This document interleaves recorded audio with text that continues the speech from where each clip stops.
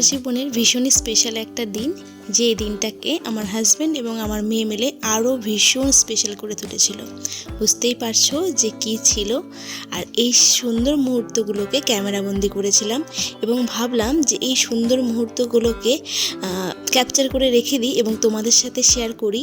তো অনেক অনেক ওয়েলকাম বন্ধুরা আমার চ্যানেলের নতুন আরও একটি ভিডিওতে। বহুদিন পর আর একটা ভিডিও নিয়ে তোমাদের সামনে আসলাম।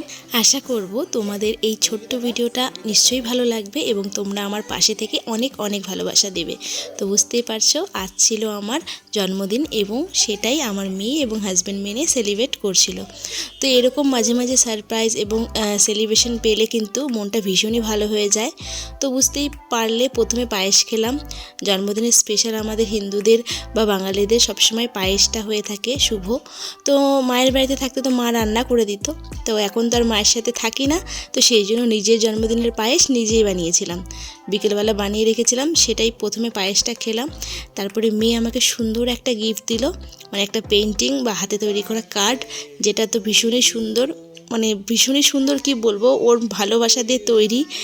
আর তারপরে একটা ছোট্ট কেক, ছোট্ট বলবো না অনেকটাই বড় একটা কেক নিয়ে এসেছিলো। তো আমি বারবারই বারণ করছিলাম যে কেন এত বড় একটা কেক আনা হয়েছে, ছোট্ট একটা কেক আনলেই হতো।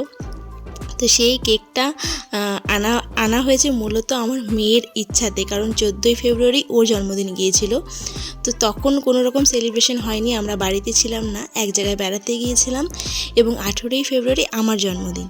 তো ওর জন্মদিনে যেহেতু কেক কাটা হয়নি, তো ওর একটা মনে আক্ষেপ রয়ে গেছে। তো ওর ইচ্ছে ছিল যে মায়ের জন্মদিনে মায়ের সাথে একসাথে কেক কাটবে। তো আমরা মা মেয়ে দুজনেই মিলে একসাথে কেক কেটেছি এবং অনেক আনন্দ করেছি। তো এবার রাতে গরম গরম লুচি ভেজে নিয়েছি ডিনারের জন্য, সাথে আছে চিকেন কষা আর পায়েস। এই তো ছিল সিম্পল ডিনারের মেনুটা। তো এখন আমরা তিনজনে মিলে আনন্দ সহকারে ডিনারটাকে এনজয় করব। তার আগে সুন্দর করে সাজিয়ে নিচ্ছি নিজের জন্য, নিজের প্লেটটা সুন্দর করে সাজিয়ে নিচ্ছি, কে আর দেবে আর কি। তো যাই হোক, আশা করব অনেক দিন পর তোমাদের সাথে একটা ভিডিও শেয়ার করলাম, তোমাদেরও ভালো লাগলো আর আমার তো অনেক ভালো লাগলো। তো জানি না আবার কবে থেকে কন্টিনিউ ভিডিও করতে পারবো, কিন্তু অবশ্যই আশা আছে যে আমি যেন আবার তোমাদের কাছে ফিরে আসতে পারি ভিডিও নিয়ে।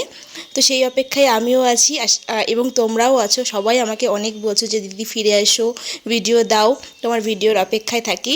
তো চেষ্টা করব খুব শিগগিরই ফিরে আসার। তো আজকের মতন এখানেই বিদায় নিচ্ছি।